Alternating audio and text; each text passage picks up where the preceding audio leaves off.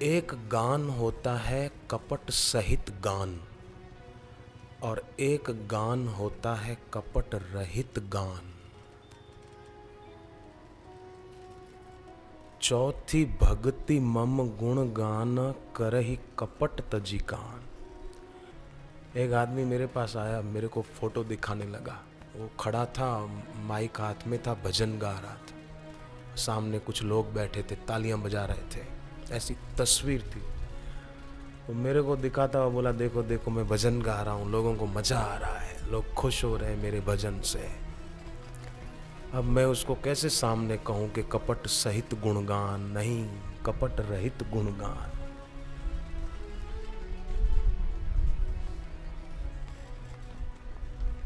भजन मनोरंजन के लिए नहीं है, भजन मनोभंजन के लिए है।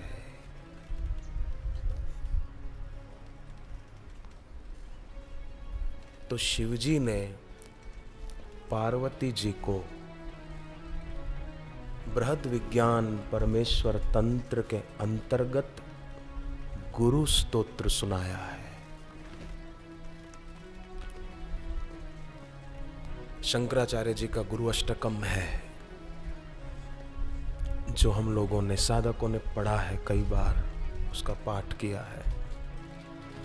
पर शिवजी ने जो ये कहा है, इसमें शिवजी ने तो गुरु स्तोत्र में बहुत आगे की बातें कह दी है, बहुत सुंदर है। जीवात्मनम परमात्मनम दानम ध्यानम योगो ज्ञानम उत्कलकाशी गंगामरणं न गुरोरधिकं न गुरोरधिकं न गुरोरधिकं न गुरोरधिकं प्राणं देहं गेहं राज्यं स्वर्गं भोगं योगं मुक्तिं स्वर्गं भोगं योगं मुक्तिं भार्यामिष्टं पुत्रं मित्रं न गुरोरधिकं न गुरोरधिकं। कितने सुंदर ये गुरु स्तोत्र के श्लोक हैं। इसका अर्थ क्या है? शिव जी कहते हैं, जीवात्मा और परमात्मा का ज्ञान, दान, ध्यान, योग, पुरी में रहना, पुरी चार धाम में से एक पुरी, काशी, यहां गंगा तट पर शरीर की मृत्यु होना, इन सब में से कुछ भी गुरुदेव से बढ़कर नहीं है। पुरी में मृत्यु हो, गंगा के तट पर मृत्यु हो, जीवात्मा परमात्मा का ज्ञान हो, दान खूब करता हो, अरे ध्यान भी खूब करता हो, पर न गुरुर अधिकम। शिव जी कहते हैं गुरुदेव से बढ़कर और कुछ भी नहीं है।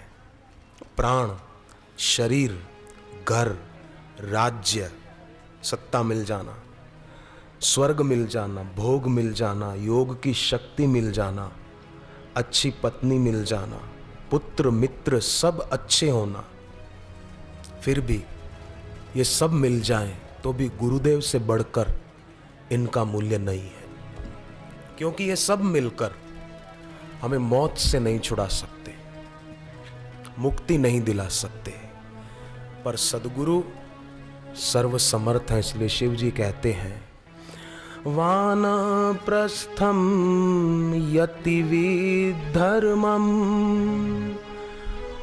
पारमहंसं भिक्षुकचरितं साधो सेव्यां बहुसुखभुक्तिं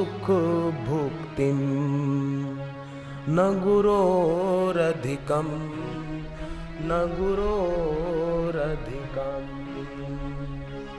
वानप्रस्थ धर्म,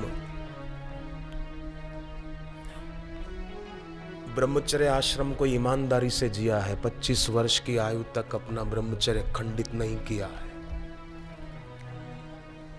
गृहस्थ धर्म का पालन ठीक से किया है, एक पत्नी व्रत का नियम पाला है, एक पतिव्रता धर्म पाला है पत्नी ने। वानप्रस्थ धर्म 50 साल के बाद की उम्र वानप्रस्थ की है, 51-52 वानप्रस्थ की है। तो किसी का ब्रह्मचर्य आश्रम बढ़िया रहा हो, चूका नहीं है उसमें, गृहस्थ आश्रम भी बढ़िया रहा, उत्तम पति बना, उत्तम पत्नी बनी, और वानप्रस्थ भी बढ़िया रहा, यहां तक कि बड़े विरक्त महात्मा हो गए, बड़े विरक्त, किसी में राग नहीं है, साधुओं की सेवा भी करते हैं, गृहस्थ धर्म अच्छा है, बहुत सुख को भोगा है, परंतु फिर भी गुरुदेव से अधिक कुछ भी नहीं है। ये सब हुआ तो भी क्या, सदगुरु से बढ़कर ये सब सुख नहीं है, क्योंकि इस सुख के पीछे भगवान का वचन है, दुख योनय एवते, बहुवचन है, दुखों की परंपरा है। पैसे कमाने की मना नहीं है, वेद कहता है पैसे कमाओ, मना नहीं। अर्थ तो सबको चाहिए, मेरे को भी यात्रा करनी होगी तो ट्रेन की टिकट लेनी पड़ेगी, ऐसे नहीं बैठ जाऊंगा, प्लेन में जाना होगा तो भी टिकट लेनी पड़ेगी, ऐसे कौन बिठाएगा। टिकट लूंगा, बोर्डिंग पास निकलवाऊंगा तो अंदर जाने देंगे, नहीं तो मेरे को भी बाहर रोक देंगे, महाराज बाहर निकलो, बोर्डिंग लेके अंदर जाऊंगा मैं। तो अर्थ तो सबको चाहिए, अर्थ के बिना लोगों को सब कुछ व्यर्थ मालूम लगता है, परंतु जीवन का अर्थ भी पाना जरूरी है। केवल रुपया रूपी अर्थ के पीछे ही जीवन खर्च नहीं करना है, श्रेष्ठ अर्थ को पाना है, सही अर्थ को पाना है, और वो गुरु के द्वारा प्राप्ति होगी। इसलिए शिव जी कहते हैं, बहुत सुंदर वचन कहते हैं, विष्णु भक्तिम पूजनम रक्तिम, विष्णु की भक्ति खूब की हो और पूजा में अनुरक्ति है, रति है, खूब प्यार से करते हैं पूजा, जय जगदीश हरे, सुबह शाम 2 टाइम आरती करते हैं। वैष्णव सेवा मातरी भक्तिम, वैष्णवों की सेवा करते हैं, और वैष्णव माना विष्णु भक्त, उनकी सेवा करते हैं, भोजन कराना आदि आदि, और माँ के प्रति खूब आदर भाव किया है, रखा है। और मेरे पिता ही साक्षात मेरे लिए देवता हैं, ऐसा पिता के प्रति आदर भाव भी है, परंतु गुरुदेव से बढ़कर शिव जी कहते हैं कुछ भी नहीं है, कुछ भी नहीं है। फिर आगे कहते हैं भगवान शिव जी, बृहद विज्ञान परमेश्वर तंत्र की बात है, प्रत्याहारम चेन्द्रियजनम प्राणायाम न्यास विधानम, प्राणायाम खूब करता है, बराबर नाक को दबाता है अच्छी तरह से। कई लोग तो प्राणायाम करते समय भी हाथों की बड़ी स्टाइल करते हैं, स्टाइल करने की जरूरत क्या है, सीधी तरह रखें ना, ऐसे रखें, हाथ यूं यूं लिया, दाएं से श्वास भरा, रोका, और जितनी देर श्वास रोका ना उतनी देर नाक को पकड़ रखने की जरूरत नहीं, ये कहीं उड़ नहीं जाएगी, इधर पकड़ रखते हैं नाक को, और यूं करके पकड़ रखते, कहाँ जाएगा ये बेचारा, कहीं जाने वाला नहीं है, यहीं रहेगा, पकड़ रखते कस के।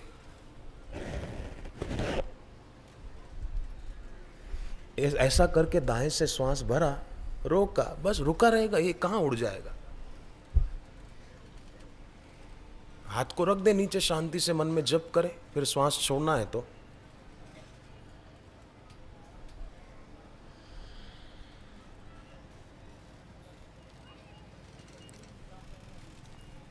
तैरना नहीं आता हो ना, जिसको नया नया कूदा हो पानी में, वो हाथ पैर ज्यादा हिलाता है।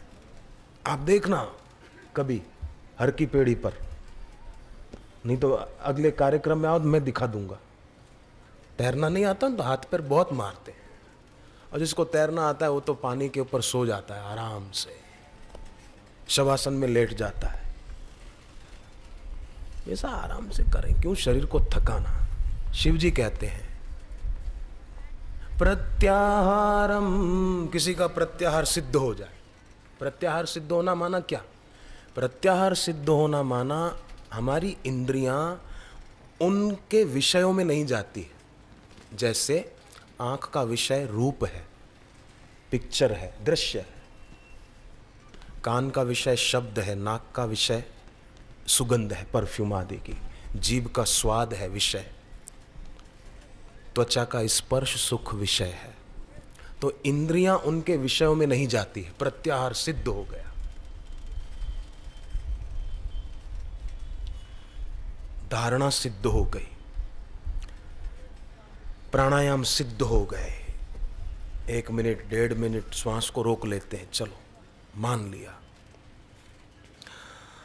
फिर शिवजी कहते हैं कि इष्ट देव की पूजा, मंत्र जप, तपस्या और भक्ति सब कुछ हो, पर फिर भी गुरुदेव से बढ़कर ये सब नहीं है। प्राणायाम, प्रत्याहार, न्यास, विन्यास, ये सब शिवजी कहते हैं न गुरोरधिकम, न गुरोरधिकम, न गुरोरधिकम। इष्टे पूजा जप तप भक्तिर न गुरोरधिकम, न गुरोरधिकम, न गुरोरधिकम, न गुरोरधिकम। गुरु से बढ़कर नहीं है। कितनी अच्छी शिवजी की ये बात है। भगवान शिवजी जो कह रहे हैं ना, वो मानव मात्र के हित के लिए कह रहे हैं। केवल पार्वती जी के लिए नहीं कह रहे, सबके लिए कह रहे हैं। जैसे प्रधानमंत्री दिल्ली के लाल किले के मैदान में सभा को संबोधित करने के लिए आए, तो लाल किले के मैदान में जितने लोग होंगे केवल उनके लिए ही प्रधानमंत्री के उद्गार नहीं होंगे, पूरे राष्ट्र के लिए होंगे। तो भगवान शिवजी जब बोलेंगे तो सोचो, कोई एक के लिए थोड़ी बोलेंगे, सबके लिए बोलेंगे। लीलाशाह बापू जी के पास एक बार, बापू जी के गुरुदेव लीलाशाह बापू के पास कोई व्यक्ति बापू जी के विषय में कुछ ऐसे ही, क्योंकि बापू जी लीलाशाह बापू के बहुत निकट हो रहे थे और लीलाशाह बापू का भी खूब प्यार और स्नेह था, क्योंकि महापुरुष तो पात्र को पहचान जाते हैं ना। तो कुछ लोगों ने जरा ईर्ष्यावश कुछ गलत बात लीलाशाह बापू जी के आगे कही, ताकि उनके दिल में बापू जी का स्थान न रहे, ऐसा बद इरादा था। तो लीलाशाह बापू जी ने एकाध सेकंड आंख बंद करके फिर आंख खोली और उनको ऐसा डांटा कि तुम लोग इनके लिए ऐसा बोलते हो, पर मैं कहता हूँ इनका जो दर्शन करेगा, इनका जो सुमिरन करेगा, वो भी सांसारिक विकारों से मुक्त होने में सक्षम हो पाएगा। इनको जो याद करेगा वो भी वासना मुक्त होने की राह पर चल पड़ेगा। न गुरोर अधिकम। एक दूसरे सन्यासी थे, अभी शायद उनका शरीर रहा कि नहीं, पृथ्वीनाथ उनका नाम था। 2-3 साल पहले उन्होंने बताया था कि मैं लीलाशाह बापू जी के दर्शन करने जाता था। वो पृथ्वीनाथ सन्यासी, नाथ संप्रदाय के। तो बोले लीलाशाह बापू जी के दर्शन करने जाता ना मैं नैनीताल, तो वहाँ बापू जी भी होते थे उनके आश्रम में। तो लीलाशाह बापू मुझे कहते थे, पृथ्वीनाथ देखना एक दिन आएगा। बापू की तरफ इशारा करके लीलाशाह बापू बोलते थे पृथ्वीनाथ सन्यासी को, कि पृथ्वीनाथ एक दिन आएगा। जैसे गीता की वाणी लोग आदर से पढ़ते हैं, सुनते हैं ना, भागवत जी की वाणी लोग आदर से पढ़ते हैं, कथा सुनते हैं, ऐसे इनकी वाणी भी लोग आदर से पढ़ेंगे और आदर से सुनेंगे। और आज हम देख रहे हैं देश विदेश में करोड़ों लोग टीवी के माध्यम से और प्रत्यक्ष भी सुनते हैं। आपको मैं बताऊं सच्ची बात, शिकागो में हमारा सत्संग था तो वहाँ 5 दिन का सत्संग था। मैदान में पंडाल लगाया था, इतना बड़ा नहीं था, 5 दिन का कार्यक्रम। उसमें कुछ लोगों ने जिज्ञासा व्यक्त की कि हमको दीक्षा लेनी है। अब शिकागो से भारत तो एक दिन में आ नहीं जाते, तो वीडियो फ़ोन की वहाँ की समिति को धन्यवाद है कि उन्होंने वीडियो फ़ोन की व्यवस्था खोज ली और कर ली। एक साधन भारत भेजा, एक साधन वहाँ, और उसके द्वारा लाइव प्रोग्राम हुआ। बापूजी ने भारत से उसके आगे बैठकर, उसको आगे रखकर दीक्षा दी और वहाँ लोगों ने टीवी पर दर्शन करते हुए दीक्षा ली शिकागो में, और उससे लोगों को कई लाभ हुए। मुझे उसके बाद कई लोगों के फ़ोन भी आए।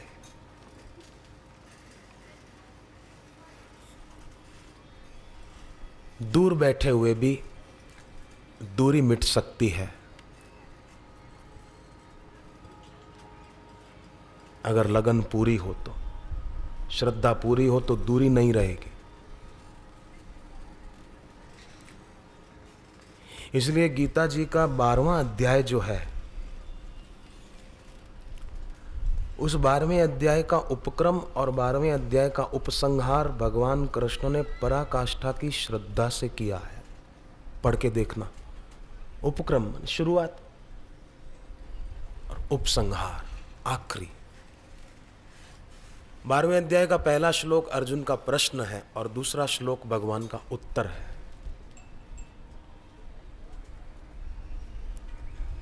तो भगवान कृष्ण ने भी इसकी महिमा गाई, शिव जी ने भी महिमा गाई है।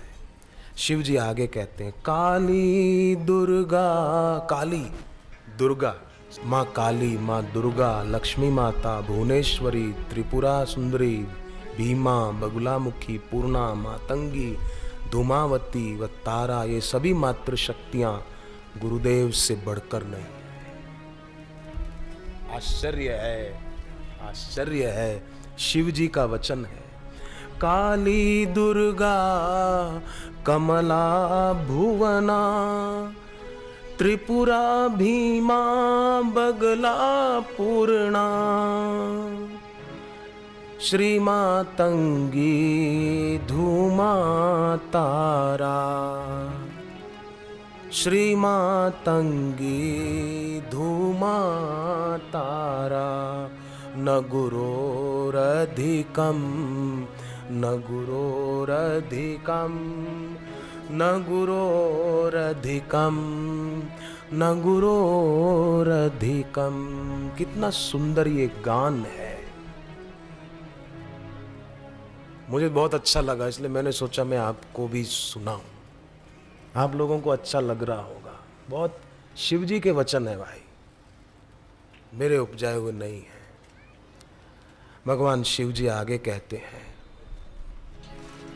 ये वचन पढ़कर तो मेरे को भी लग रहा है कि क्या शिव जी ने महिमा गाई। आप सुनोगे तो शरीर के रोम कूप पुलकित हो जाए, ऐसे ये वचन है। आगे के वचन अब सुनिएगा। मात्स्यम कौर्मम श्रीवाराहम, मत्स्य अवतार भगवान विष्णु का, कौर्मम भगवान विष्णु का कुर्मा अवतार, कच्छप अवतार। समुद्र मंथन के समय जब देवता और दानव मंद्राचल पर्वत को मथानी बनाकर मंथन कर रहे थे, वासुकी नाग की डोरी बनाकर,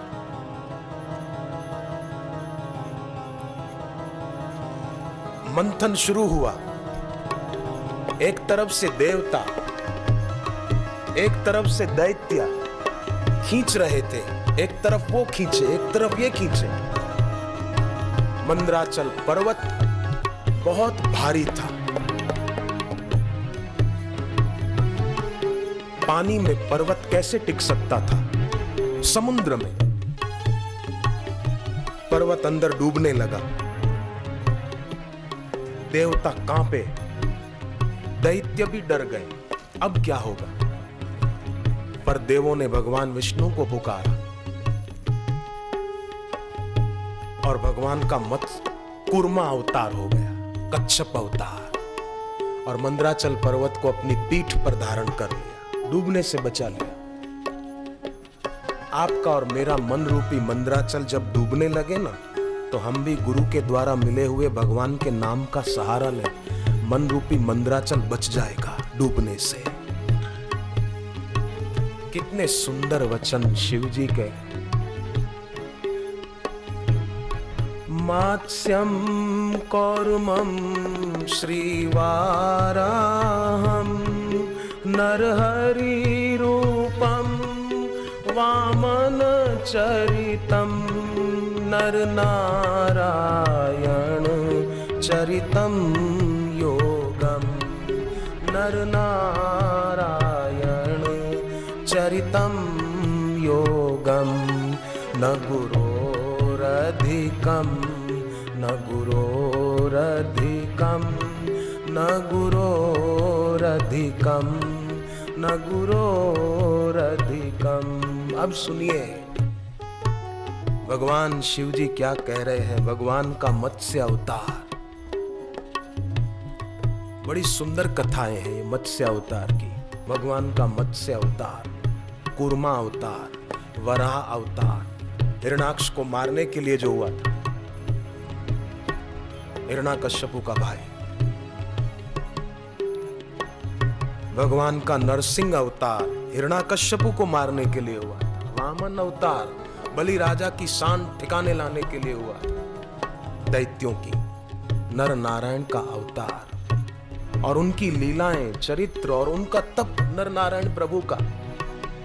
शिव जी कहते हैं गुरुदेव से बढ़कर नहीं, न गुरोरधिकम न गुरोरधिकम, ये शास्त्र कह रहा। क्योंकि भगवान का दर्शन तो गरुड़ ने किया था। जब भगवान मेघनाथ के द्वारा नागपाश में बांधे गए, तब नारद मुनि गरुड़ पठायो, नारद जी गरुड़ के पास गए कि प्रभु नागपाश में बंधे, तुम चलो। गरुड़ आए और भगवान नागपाश में बंधे हैं। गरुड़ देख रहे हैं। गरुड़ को देखकर कुछ सांप भागे, कुछ सांपों को गरुड़ जी खा गए। राम जी और लक्ष्मण जी नागपाश से मुक्त हुए, परंतु गरुड़ शंका के पाश में बंध गए। गरुड़ को संशय रूपी सांप ने काट खाया, और सांप तो गरुड़ से डरकर भाग गए, कुछ सांपों को खा गए, पर एक सांप ऐसा था जो गरुड़ को ही काट गया। संशय सर्प ग्रसेउ मोहिता, मेरे को संशय रूपी सांप ने काट खाया।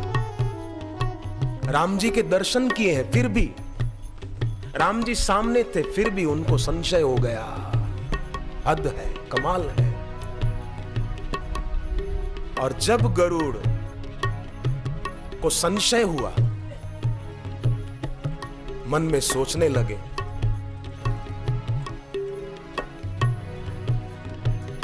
भव बंधन ते छूटहि नर जपि जाकर नाम, गर्भ निशाचर बांधेउ नागपाश सोई राम।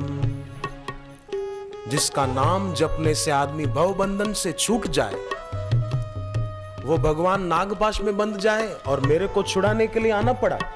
शायद ये भगवान नहीं है, कोई साधारण बंदा है।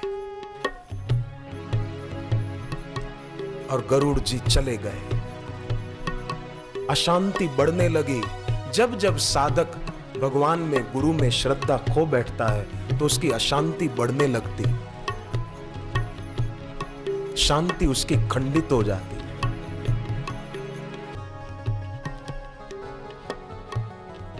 गरुड़ जी को अश्रद्धा हो गई।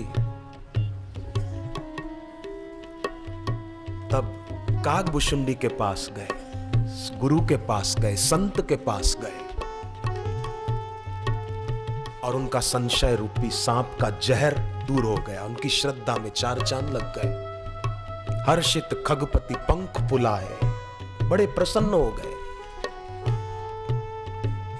इसीलिए शिव जी कहते हैं मात्स्यम कौर्मं श्रीवाराहं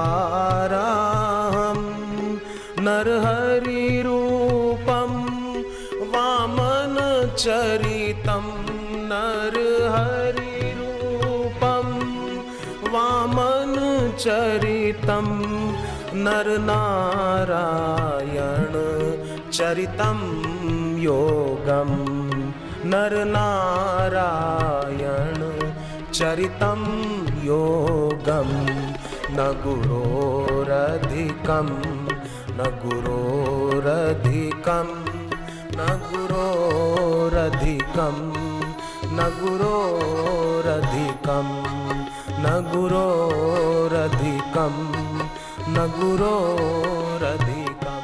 गुरु से बढ़कर कौन?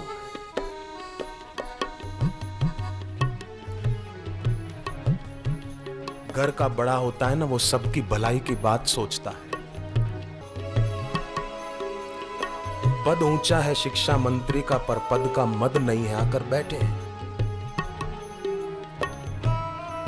तो ऐसे लोग होते हैं ना, तो समाज में अच्छाई के काम ज्यादा होते हैं। तो जैसे घर का बड़ा होता है, वो घर में सबकी भलाई की बात सोचता है। तो शिव जी सबसे बड़े हैं, इसलिए शिव जी सबकी भलाई के लिए ये भलाई की बात कह रहे हैं।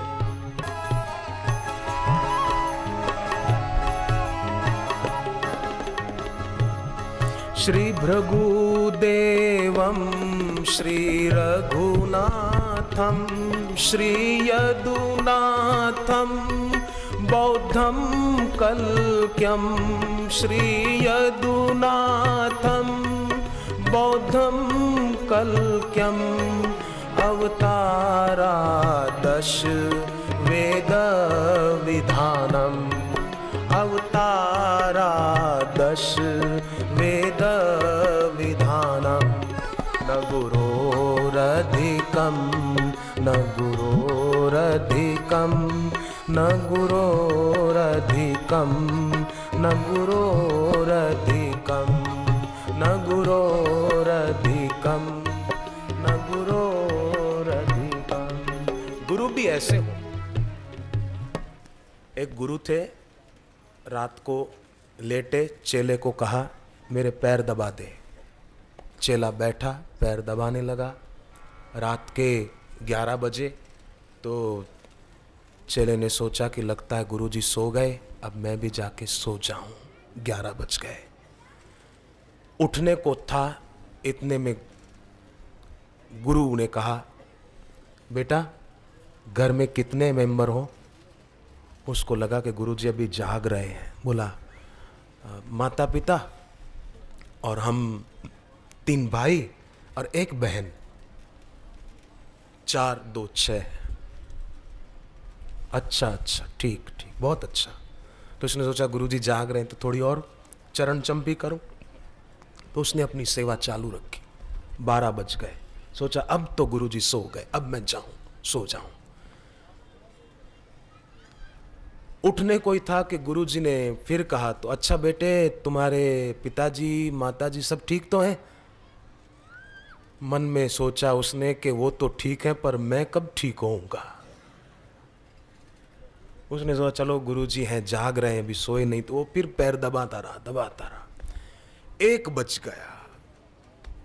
उसने कहा अब तो मैं जाऊंगा, अब तो सो ही जाऊंगा, कुछ भी हो जाए। उठने को हुआ, हाथ हटाए चरणों से, तो गुरु ने फिर कहा अच्छा तो बेटा मैं भूल गया, तुम कितने भाई हो तुम? वो बोला कि 2 भाई हैं। 2?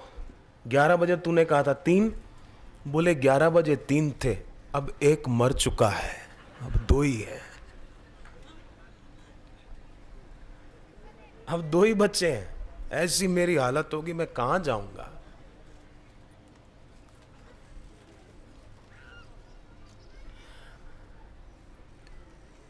शिकागो में सत्संग था ना, तो जिस दिन दीक्षा का कार्यक्रम होना था अगले दिन सुबह, तो टाइम का तो फर्क होता है ना, वहाँ का टाइम भारत का टाइम। तो उस समय वहाँ आधी रात थी। मुझे गुरुजी से कुछ बात करनी थी, दीक्षा के कार्यक्रम के बारे में कुछ पूछना था।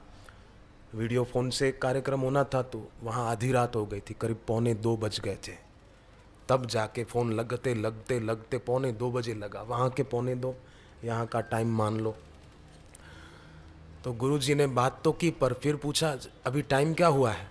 मैंने कहा बापू 1:45 बज गए। बापू ने कहा रख दे फ़ोन, जल्दी सो जा, पहले जल्दी जा, देर मत कर, 1:45 बजे तक जाग रहा है, सो जा सो जा।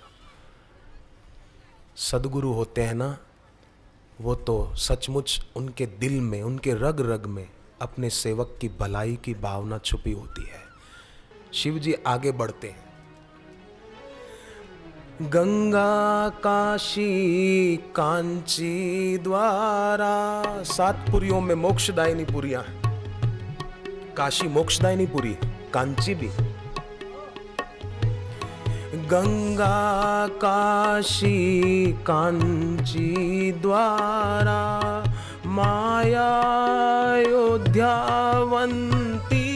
मथुरा, यमुना रेवा पुष्कर तीर्थम, यमुना रेवा पुष्कर तीर्थम, न गुरोरधिकम न गुरोरधिकम न गुरोरधिकम न गुरोरधिकम।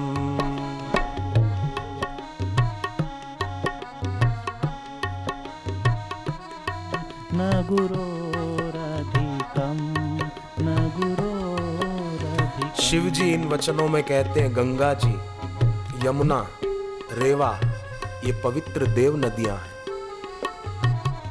काशी, कांची, पुरी, हरिद्वार, द्वारिका, माया अयोध्या अवंती, अवंती माना उज्जैन, अयोध्या, माया माने हरिद्वार, मथुरा। शिव जी कहते हैं ये पवित्र पुरियां और पुष्कर तीर्थ राजस्थान, अजमेर से 12-15 किलोमीटर।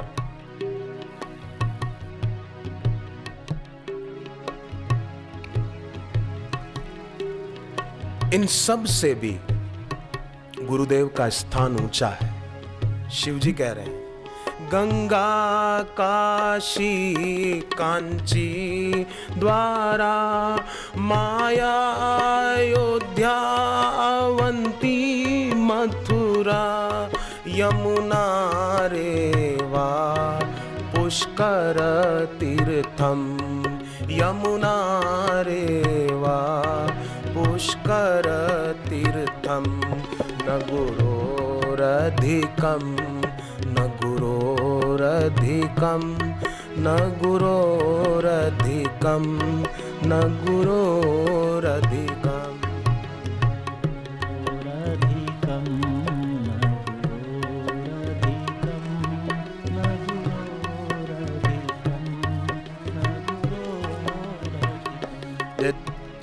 विद्यार्थी हमारे देश के महान प्रतिभावान हो, विद्यार्थी प्रखर प्रज्ञा के धनी हो।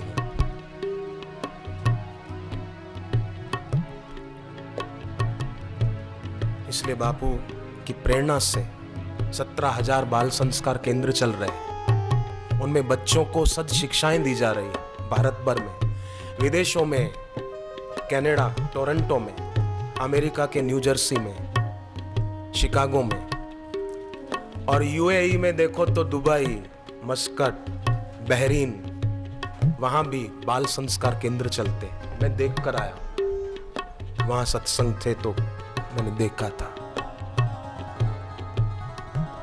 17,000 से भी अधिक बाल संस्कार केंद्र चलते हैं। भारत के 17,000, विदेशों की गिनती मैं नहीं कर रहा। और वहां बच्चे कितने तेजस्वी हो रहे हैं। बच्चों को सूर्य नमस्कार सिखाते हैं, माता पिता का आदर करना, परीक्षा में अच्छे नंबरों से पास कैसे होना।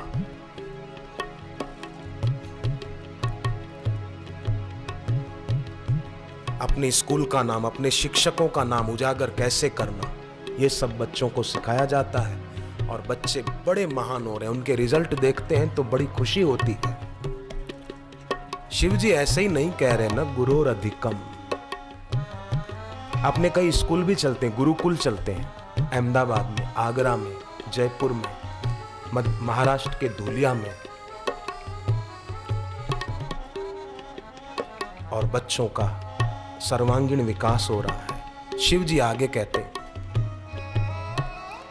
गोकुल गमनम गोपुर रमणम, गोकुल गमनम गोपुर रमणम, श्री वृंदावन मधुपुर रटनम, श्री वृंदावन मधुपुर रटनम, एतत् सर्वं सुंदरी मार्तन, एतत् सर्वं सुंदरी मार्तन, न गुरोरधिकं न गुरोरधिकं न गुरोरधिकं न गुरोरधिकं। शिव जी कहते हैं, पार्वती हे मातेश्वरी, गोकुल की यात्रा करे कोई, गौशालाओं में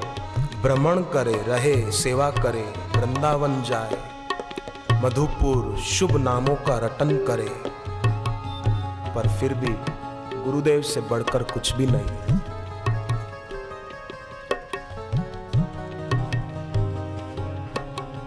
गुरु उसे कहते हैं जो हमारा कुछ ले नहीं, अपितु हमको सब कुछ दे दे।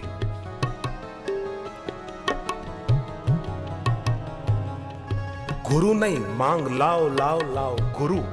गुरु सिंधी शब्द, सिंधी भाषा में गुरु माना लाओ, मेरे को ये चाहिए, मेरे को ये चाहिए। वो गुरु नहीं होता, वो गुरु होता है। गुरु गुरु वो होता है जो देते।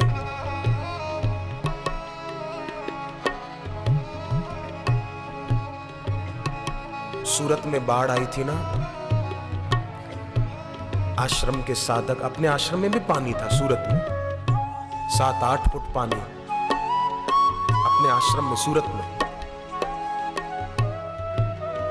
हेलीकॉप्टर वाले आए क्योंकि अपने आश्रम के भाई लोग छतों पर चढ़ गए थे कई। हेलीकॉप्टर वाले आए फूड पैकेट डालने को, इशारा कर दिया नहीं चाहिए, क्योंकि फूड पैकेट अहमदाबाद आश्रम से बनकर भी गए थे बहुत सारे, हजारों की संख्या में। और उल्टा वहाँ के साधकों ने अपनी सेवाएं वहाँ पर दी और वहाँ की चैनल वालों ने खूब भूरी भूरी प्रशंसा की। पूज्य बापू जी पधार रहे हैं हमारी तपस्या